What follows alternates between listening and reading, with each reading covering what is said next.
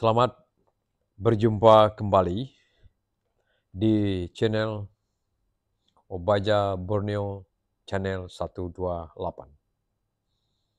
Saya datang kembali ingin memberikan ucapan terima kasih dan memberikan selamat kepada Bapak Ibu, Saudara-saudari yang telah bersama-sama untuk menyaksikan video dan tayangan ini. Karena itu sekali lagi saya ingin memberikan salam sejahtera bagi kita semua. Salam, Tuhan Yesus memberkati. Pada kesempatan ini, saya ingin menyampaikan satu tema atau judul, masih saja dia berkaitan dengan rumah panjang masyarakat Dayak Iban yang ada di Kabupaten Kapuas Hulu, khususnya di daerah perbatasan. Perbatasan yang saya maksudkan adalah rumah-rumah panjang yang terletak di Kecamatan Baluhulu, Kecamatan Batanglupar, Kecamatan Badau, Kecamatan Banang, dan Kecamatan Puring Kencana. Nah, karena rumah panjang ini, masyarakatnya perlu kita majukan dan perlu dibangunkan dengan baik, sesuai dengan kaedah-kaedah yang dijadikan dasar untuk memajukan masyarakat yang tinggal di rumah panjang. Karena itu, dalam membangun masyarakat yang ada di rumah panjang, diperlukan suatu otoritas. Dan dalam otoritas inilah menentukan bagaimana atau apa saja yang perlu diperhatikan dalam membangun masyarakat rumah panjang. Untuk siapa dan apa yang mau dibangun atau mau diprogramkan oleh pemangku kepentingan atau pejabat-pejabat yang berkuasa atau oleh masyarakat sendiri yang tinggal di rumah panjang. Atau dengan kata lain, bagaimana komunitas masyarakat Dayak Iban yang ada tinggal di rumah panjang boleh mengangkat derajat hidup mereka dengan cara-cara yang baik, menggunakan kaedah-kaedah yang bisa dipertanggungjawabkan. Karena itu dibutuhkan suatu otoritas. Nah, di sini saya akan memberi tema atau judul, yaitu otoritas pembangunan rumah panjang. Bila kita melihat kondisi rumah panjang atau keadaan rumah panjang, maka di rumah panjang itu, bila dilihat dari segi letaknya, dia bisa terpencar-pencar. Akibat letaknya terpencar-pencar seperti ini, sulit akan menjangkaunya kalau tidak ada transportasi yang baik. Saya mengambil contoh masyarakat Dayak Iban yang tinggal di rumah panjang sekarang. Ada yang tinggal di dekat pergunungan atau pegunungan, jalan belum begitu baik ke sana. Dan ada juga masyarakat Dayak Iban yang tinggal di kawasan danau. Nah, kita lihat masyarakat Dayak Iban yang tinggal di kawasan danau ini jelas tidak ada kendaraan daratnya yang digunakan. Mereka sangat tergantung kepada air. Jika air itu surut atau dengan kata lain kemarau panjang, maka mereka akan menghadapi kesulitan dalam transportasi. Bila air itu terlalu pasang, memang transportasi mereka agak mudah, tetapi tempat tinggal mereka akan kena air atau terendam air, karena air itu banjir. Jadi, keadaan mereka itu dari segi topografinya, kehidupan mereka akan mengalami kesulitan apabila ada terjadi suatu keadaan kemarau yang begitu panjang dan hujan yang begitu lama. Dan mereka juga tinggal di daerah-daerah pegunungan yang jauh dari jalan besar, jalan raya. Hidup mereka terpencar. Jadi agak susah untuk mengejar bagaimana kita mengantar jalan, transportasi, dan air bersih bagi mereka atau pendidikan, fasilitas pendidikan dan fasilitas kesehatan bagi mereka. Jadi mereka tertinggal secara terpencil. Yang kedua, mereka hidup di daerah atau di wilayah rumah panjang dari kemurahan. Jadi dia bisa dari kemurahan alam.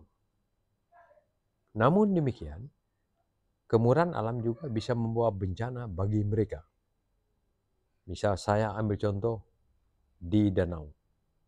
Apabila terlalu air pasang begitu lama, maka mereka akan kesulitan tempat tinggal. Mereka mesti lari terlebih dulu atau menyiapkan tempat-tempat yang baru.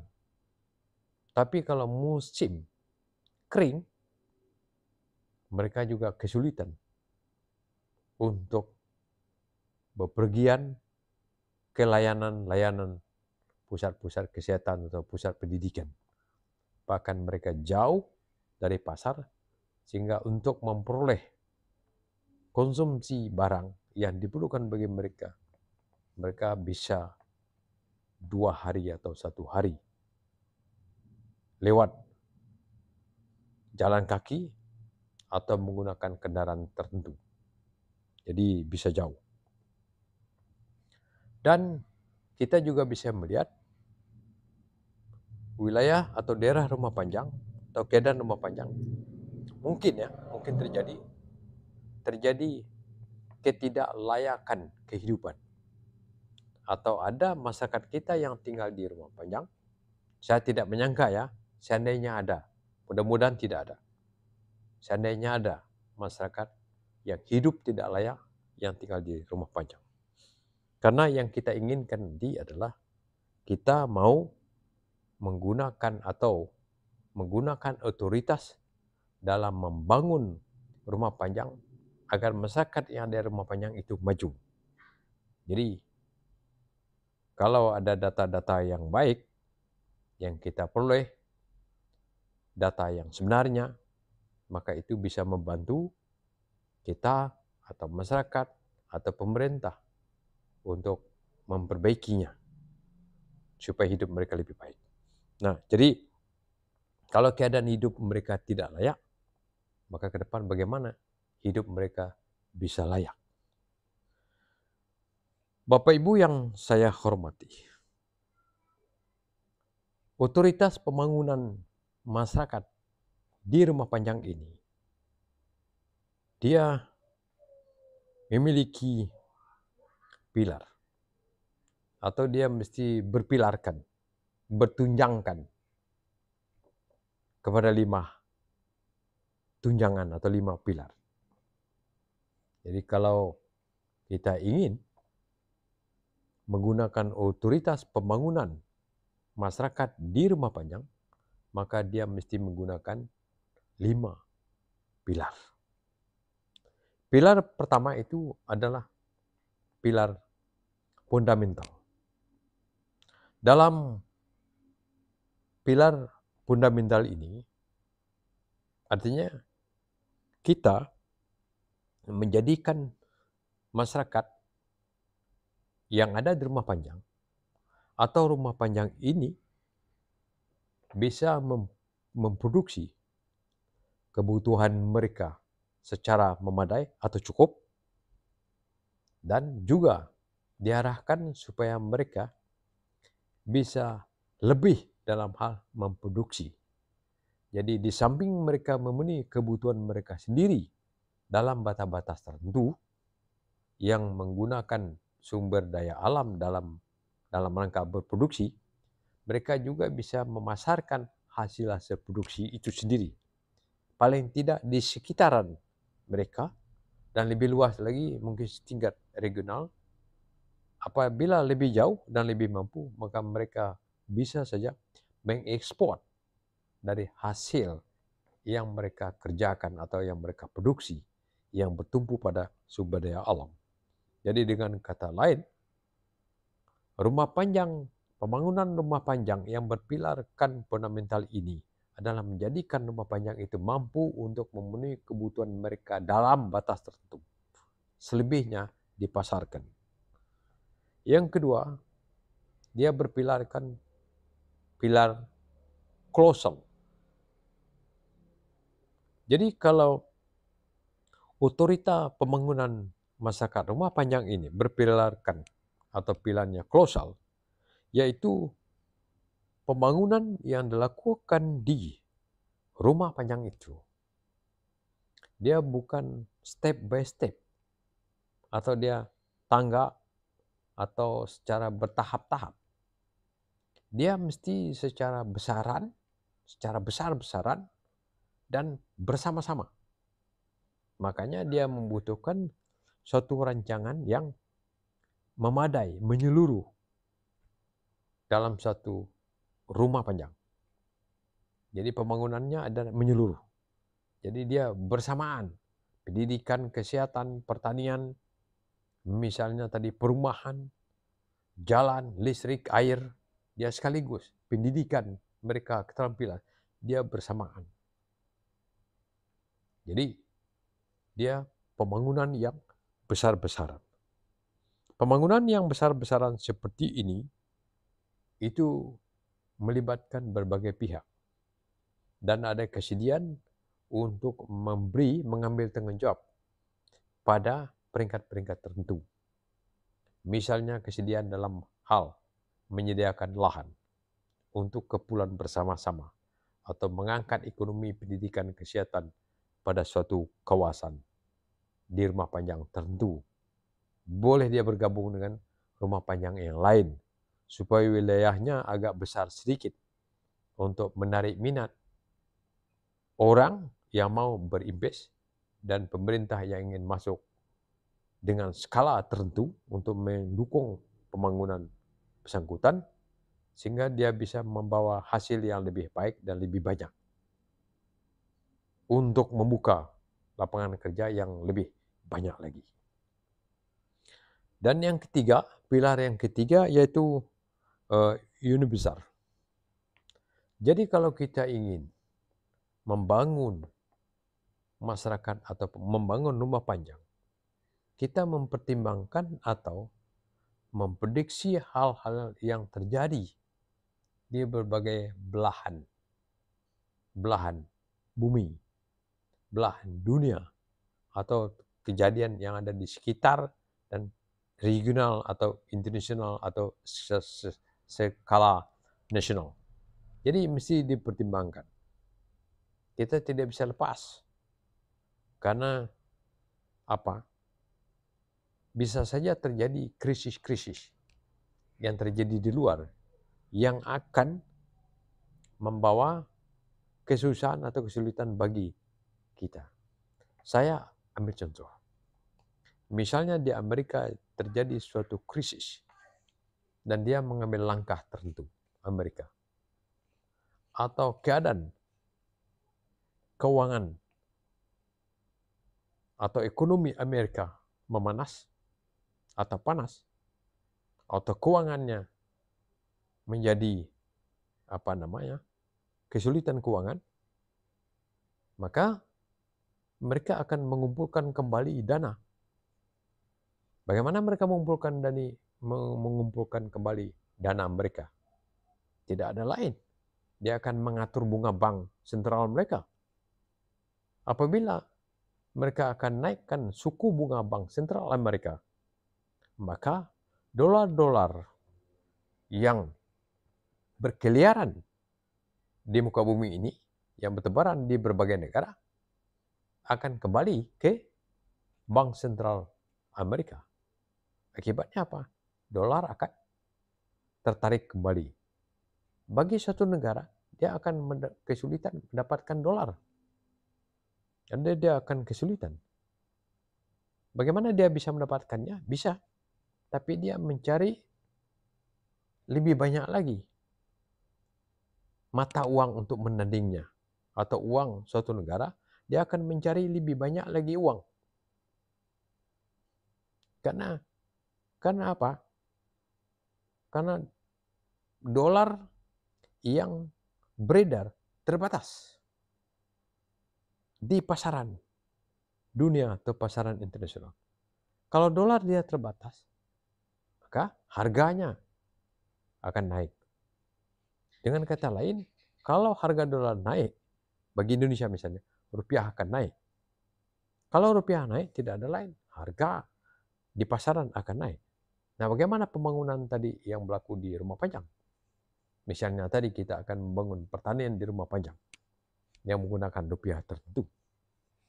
Misalnya di dalam pembangunan pertanian itu, kita akan menggunakan mesin-mesin, kita akan menggunakan jalan raya tertentu, kita akan menggunakan perpipaan tertentu, kita akan menggunakan besi tertentu, kita akan menggunakan semen tertentu, alat-alat pertanian-pertanian dan seterusnya. Kesemuanya akan naik. Maka anggaran yang telah diprogramkan tadi, yang telah dianggarkan tadi, tidak mencukupi. Nah, ini pengaruh daripada universal tadi, atau orang bisa menyebut sebagai pengaruh global. Atau, kalau seandainya harga minyak atau produksi minyak dunia turun, akibatnya apa? Harga minyak di pasaran akan naik. Bagaimana harga minyak dalam negeri? Naik atau tidak naik? Bisa tidak naik tapi subsidi. Apakah mampu disubsidi? Kalau tidak mampu disubsidi, seberapa mampu disubsidi, selebihnya akan ditanggung konsumen. Akibatnya apa? Kos transportasi akan naik. Seandainya tadi akan membangun pertanian dalam arti luas, katakan pengiriman bibit ternak, harga ternak akan naik, ongkos pengiriman bibit ternak akan naik. Jadi dia akan memukul perancangan atau kegiatan yang dibuat di satu rumah panjang. Itu pengaruh daripada atau pilar universal ini perlu dipertimbangkan. Pilar berikutnya dalam membangun rumah panjang atau otoritas membangun rumah panjang, yaitu pilar profesional. Mengapa diperlukan orang-orang profesional dalam membangun komunitas masyarakat di rumah panjang? Baik membangunnya secara fisik atau tidak, atau bukan fisik. Yaitu supaya mereka diberi pengetahuan, diberi ajar, difasilitasi. Supaya profesional itu bisa memberi pengajaran kepada mereka, memberi fasilitasi kepada mereka.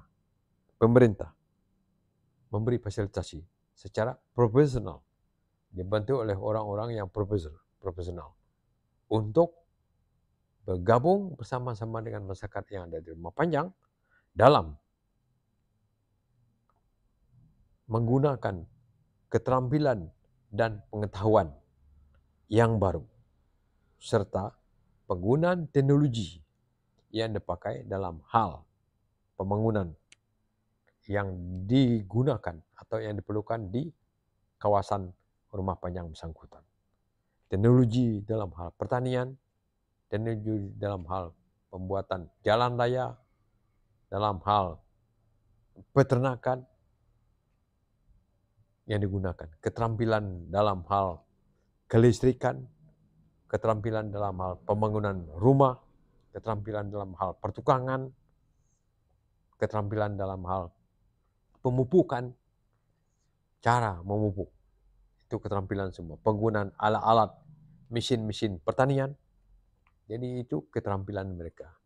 Pengetahuan mereka diajar pengetahuan baru, pengetahuan yang lebih mendalam, agar mereka bekerja secara bisa terancang dan sistematik. Dan berikut adalah pilar yang kelima. Pilar yang kelima ini adalah bentuknya itu instruksional. Instruksional ya. Instruksional. Jadi kalau pilar instruksional ini, dia bagaimana suatu pembangunan pekerjaan yang berlaku di masyarakat rumah panjang, di komunitas rumah panjang itu terkoordinir dengan baik. Terkoordinir. Supaya bisa dikendalikan dengan baik. Apabila pembangunan itu bisa terkoordinir dengan baik, maka dia bisa terkendali dengan baik. Masyarakat komunitas tadi pun, karena dia terkoordinir dan terkendali, mereka bisa melaksanakan pekerjaan mereka dengan baik. Artinya di situ mesti ada sistem pembangunan yang digunakan di tiap-tiap rumah panjang. Paling tidak di satu desa yang terdiri atas beberapa rumah panjang. Supaya ada sistemnya. Kalau tidak ada sistemnya, bagaimana kita akan menuju kepada suatu kemajuan yang lebih baik dan lebih cepat? Dia memiliki suatu sistem. Kalau dia pembangunan dia sistem, kita bisa cepat untuk mengejar ketertinggalan SDM-nya. Kita bisa kirimkan mereka untuk belajar. Apakah menaikkan grade pendidikan dia, menaikkan grade pelatihan mereka, supaya mereka lebih mumpuni dalam melakukan tugas-tugas mereka. Apabila mereka sudah memiliki grade atau tingkatan yang baik dalam hal pengetahuan dan keterampilan, ataupun mental yang kuat, yang baik, mental yang kuat, yang baik, yang punya integritas yang baik, maka mereka juga bisa menjadi pionir dalam hal pembangunan secara bersama-sama di masyarakat atau pada kawasan rumah panjang bersangkutan. Dan apabila ada pionir pembangunan di rumah panjang bersangkutan, dia juga bisa membantu rumah panjang lain sebagai bentuk abdi dia kepada bangsa dan negara dia, kepada wilayah dan rekan sejawat mereka, kepada kaum kerabat mereka. Nah, itu tadi tentang pilar pembangunan di rumah panjang. Kalau begitu, saya mengambil contoh. Apabila pilar pembangunan itu tadi diterapkan, saya misalkan, yaitu dalam hal pembangunan yang menggunakan tanah dan wilayah untuk kehidupan mereka, supaya hidup mereka akan lebih baik dan lebih maju. Kita akan melihat terlebih dahulu seperti apa karakter yang ada di karakter alam ya, karakteristik alam yang ada di situ. Apabila diketahui karakteristiknya atau diversifikasinya, jenis-jenisnya, air masih tersedia baik, hutan masih tersedia baik, dan binatang-binatang masih tersedia baik.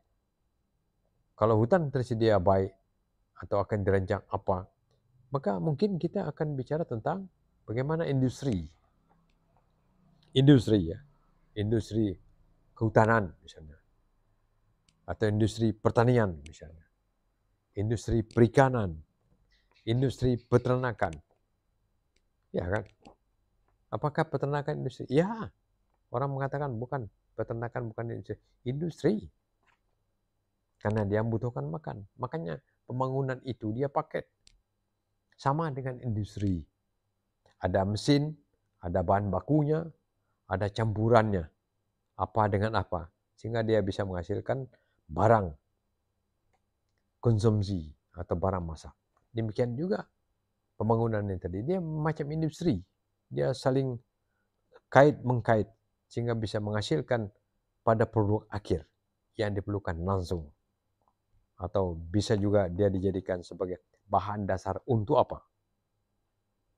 Dan kalau dia bertumbuh kepada alam, maka tadi saya bicara tentang industri kehutanan. Kalau di alam saya akan bicarakan dengan pembangunan perikanan, pembangunan peternakan, pembangunan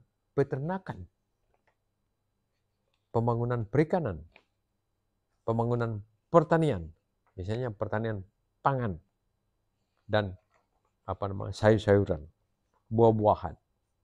Ada juga mungkin perkebunan. Jadi itu sangat tergantung kepada keadaan alam yang ada, yang tersedia. Ini tadi dibutuhkan para pakar. Pakar atau yang telah berpengalaman atau mempakarnya. Pakar ini adalah mereka yang punya keahlian. Kemudian yang punya keterampilan dan yang punya pengalaman. Praktisi yang berpengalaman untuk bersama-sama berkolaborasi dengan masyarakat komunitas yang ada di Rumah Panjang untuk membangun suatu kawasan tertentu dalam hal mengangkat kebersamaan mereka yang karena mereka tadi secara berkolaborasi. Jadi berkolaborasi tadi dia bersifat, saya menyebutnya sebagai, katakanlah itu sebagai universal. Karena ada pengetahuan, ada ilmu yang digunakan di situ, dia profesional, ada teknologi, demikian. Karena mereka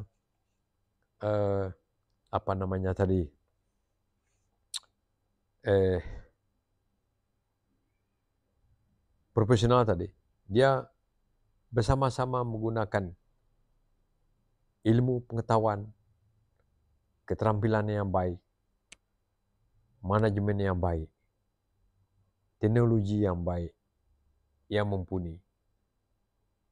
Dan kalau universal, dia mesti mau sama-sama berkolaborasi, mempertimbangkan hal-hal kejadian di mana-mana tempat, supaya hal-hal itu bisa diketahui. Apabila ada kejadian, mereka boleh mengantisipasinya lebih dahulu. Kalau ada instruksional itu tadi, itu artinya mereka bisa diarahkan, diajak secara bersama-sama.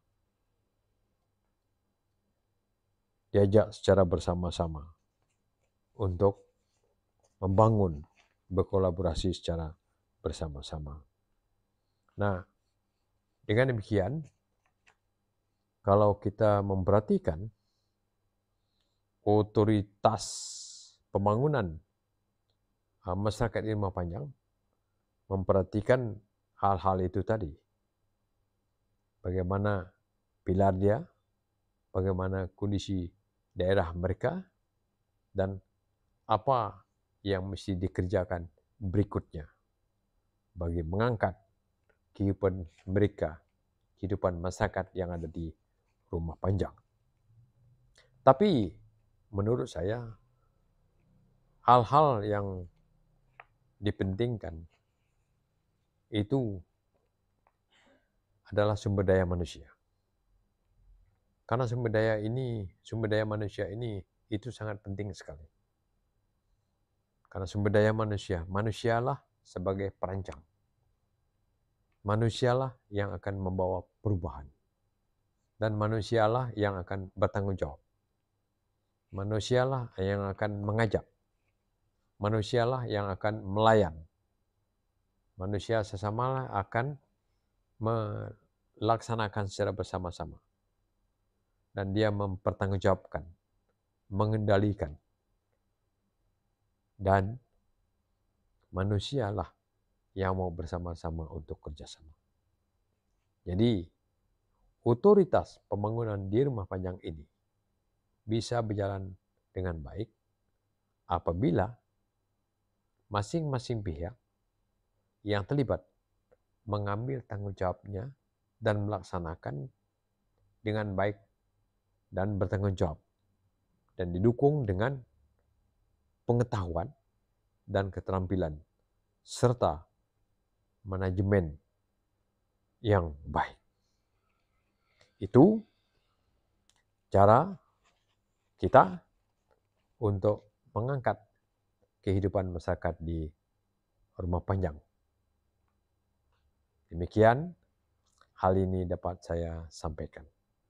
Saya memberikan sekali lagi ucapan selamat kepada kita semua. Semoga terus dalam lindungannya. Terima kasih.